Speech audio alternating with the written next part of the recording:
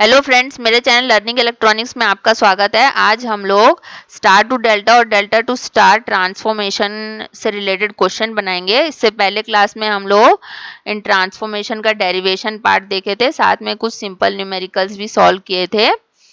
तो इस लेक्चर में हम लोग एक और न्यूमेरिकल सॉल्व करेंगे। तो यहाँ पे दिया हुआ है, if resistance R is equal to 1 ohm, find the equivalent resistance across A and B by star to delta and delta to star transformation. ठीक है, तो स्टार टू डेल्टा और delta to star transformation use करते हुए हम लोग A और B terminals के बीच में इक्विवेलेंट रेजिस्टेंस निकालेंगे।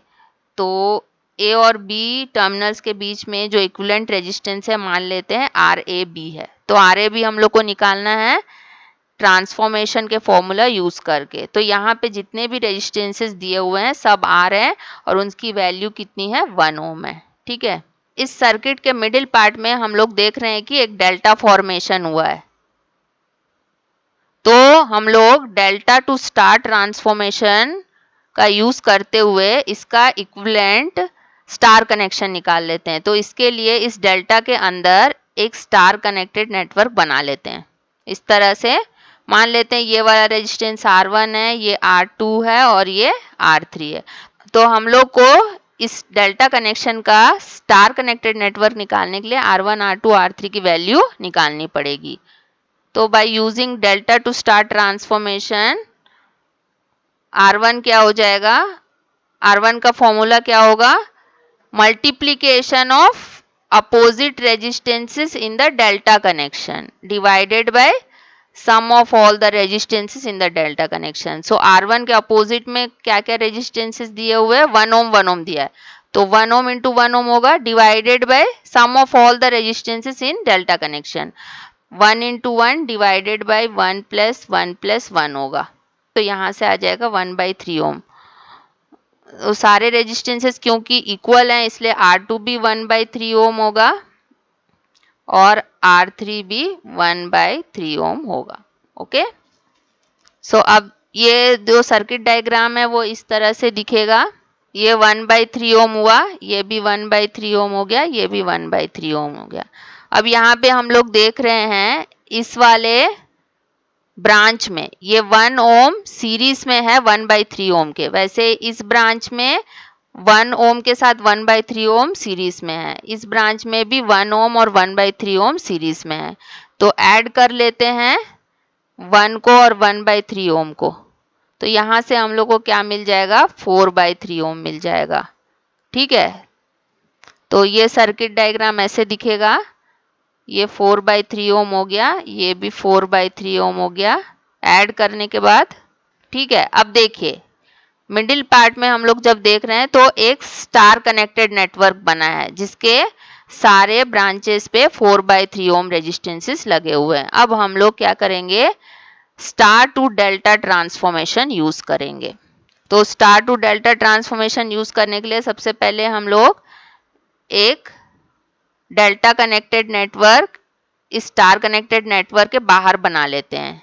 इस तरह से बना लिए। अब मान लेते हैं ये रेजिस्टेंस RA है, ये RB है और ये RC है। तो हम लोग को स्टार टू डेल्टा ट्रांसफॉर्मेशन का फॉर्मूला यूज करते हुए RA, RB, RC निकालना है। तो सबसे पहले RA निकाल लेते हैं। RA इज इक्वल टू क्या होगा, जितने भी रेजिस्टेंसेस दिए हुए हैं स्टार कनेक्टेड नेटवर्क के आर्म्स में उनका मल्टीप्लिकेशन होगा।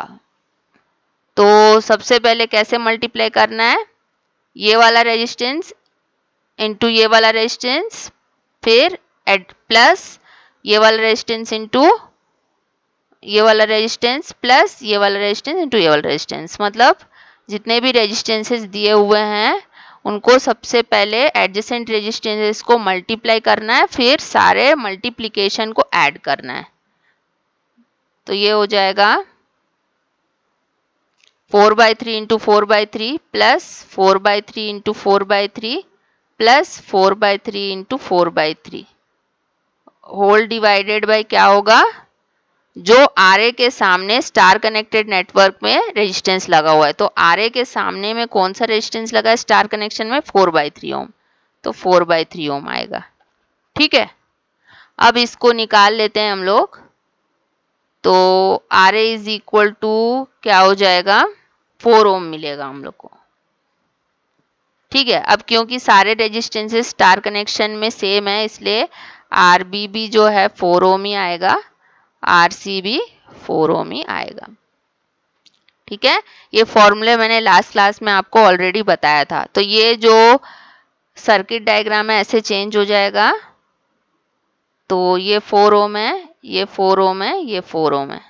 ये 4 ओम जो है इस 1 ओम के साथ पैरेलल में है, ये 4 ओम इस 1 ओम के साथ पैरेलल में है, ये 4 ओम इस 1 ओम के साथ पैरेलल में है। तो पैरेलल कनेक्शन हम लोग सॉल्व कर लेते हैं। तो क्या हो जाएगा, 4 इंटू 1 डिवाइडेड बाई 4 प्लस 1, ये हो जाएगा 4/5 ओम। तो ये सारे जो रेजिस्टेंसेस है वो 4/5 ओम ही होंगे। तो सर्किट इस तरह से चेंज होगा। ठीक है, सारे रेजिस्टेंसेस 4/5 ओम हो जाएंगे।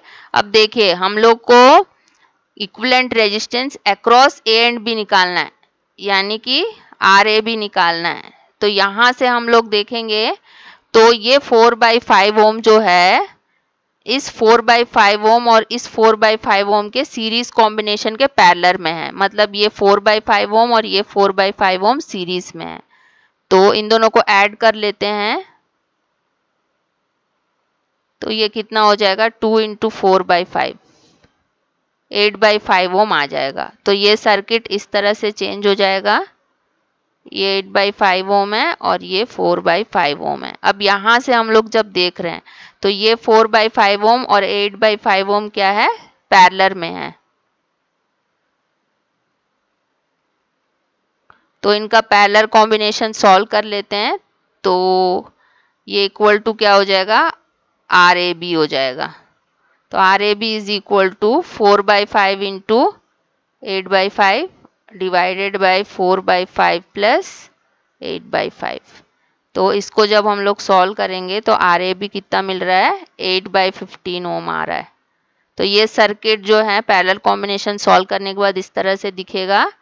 तो ये 8/15 ओम रेजिस्टेंस है।